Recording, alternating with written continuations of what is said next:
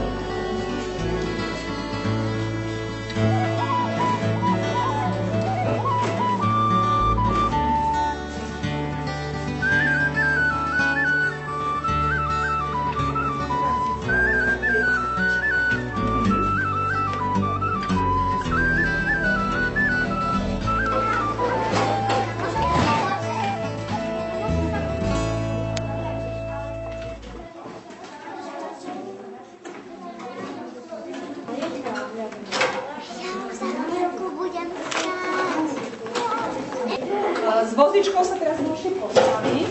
A ešte čakaj, Teda, ak už môžete, áno? S vozičkou sa postavte, na okno dajte obvezy, vozičky dáme zatiaľ von.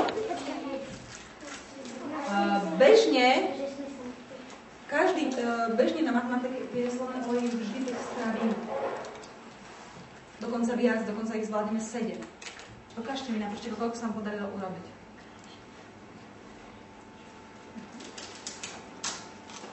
Čo sa nám stalo úplne na začiatku ako prvé? Keď sme vás na tie vozíky posadili, tak čo sme zistili? Prečo sú stoličky tu? Pretože tak, ako sme mali usporiané lavice, sme sa s tými vozíky vôbec tam nemohli dostať.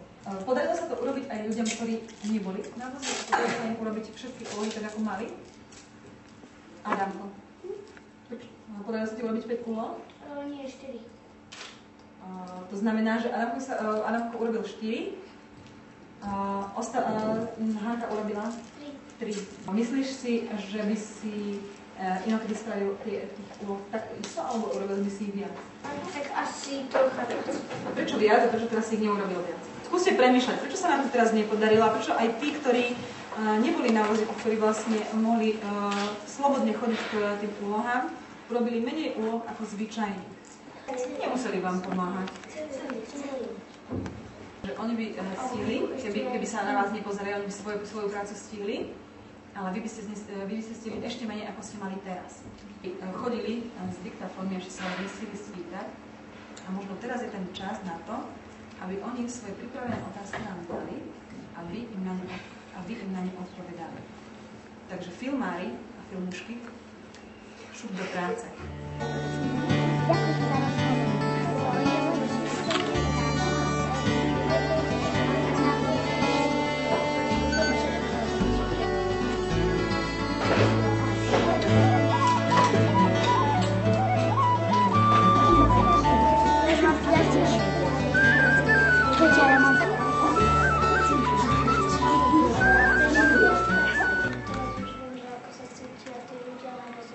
Myslíš, že to už naozaj vieš? Radšej by som vylutovala celý čas a celú tú matematiku, ale viem, že by to asi nebolo veľmi príjemné. Keď som sedela na tom vozíku, necítila som sa zle, ale stále som rozmýšľala, že ako sa kde idem dostať. Ako som tam už sedela, tak stále som len, že či sa tadiaľ dostanem, či sa zmestím, toto som riešila. To znamená, že nepremýšľala si nad bežnými vecami, ktoré si mala riešiť, ale si riešila nejaké veci, ktoré ti bránili v pohybe. Určite oveľa viac ťažšie chodiť na tom, ako to vypadá. Ja som zistil, keď som aj kampoval, aj kúkal sa, že tí vozičkári to majú aj ťažké, keď sú sami, že sa musia posúvať. Oni potrebujú aj pomoc pri tom, keď musia, keď dopíšu tie úlohy. Aké je to ťažké sa v tom pohybe.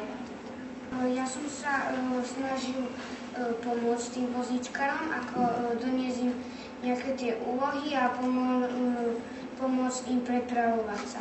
A na čo prišiel? Že keď si im pomáhal, tak si svoju prácu Až tak veľmi nestihol, prestával robiť. ale zase som mal dobrý pocit z toho, že som niekomu pomohol sa dostať niekam zase. Ďakujem. Niečo spraviť. Tak ja som tým vozíčkárom pomáhala a teraz som videla, že aké je to ťažké sa pohybovať. Niektorí boli takí trochu utrapení, že sa nemôžu pohybovať. Ja som zistila, že keď takému človeku pomôžeš, tak že nie len v ňom, ale aj v tebe to zanechá taký pocit šťastia. Ja som pozorovala, že mnohí z nás ešte nevedia riešiť takéto veci a dlho nám trvá, kým sa vôbec odhodláme požiadať niekoho o pomoc. Veľmi som rada, že sa tu ozvalo aj to, že ste sa necítili zle na tých vozíkoch. Len to bolo ťažšie. Človek, ktorý používa vozík, bráni mu to v učení? Bráni mu to v tom, aby bol vzdelaný? Nie. Tak v čomu to bráni? Aby sa pohyboval. Na obrázkoch, na tom veľkom papieri, máte fotografie nejakých ľudí. Vašou úlohou je pridať k obrázkom texty, čo tí ľudia asi tak robia. Podľa akého kľúča ste vyberali tie papieriky k tým obrázkom? Že vedie svoju firmu, to by som napríklad nedala sem. Prečo by taký ujo nemohol viesť svoju firmu? Lebo ten si užíva dôchod. Ešte niečo bolo, čo vám pomohlo pri tom? Mali vlastne úžasnú prácu, jedinečný vzťah. To znamená, že to slovičko vzťah. Bolo by to fajn, keby sa tie obrázky a tie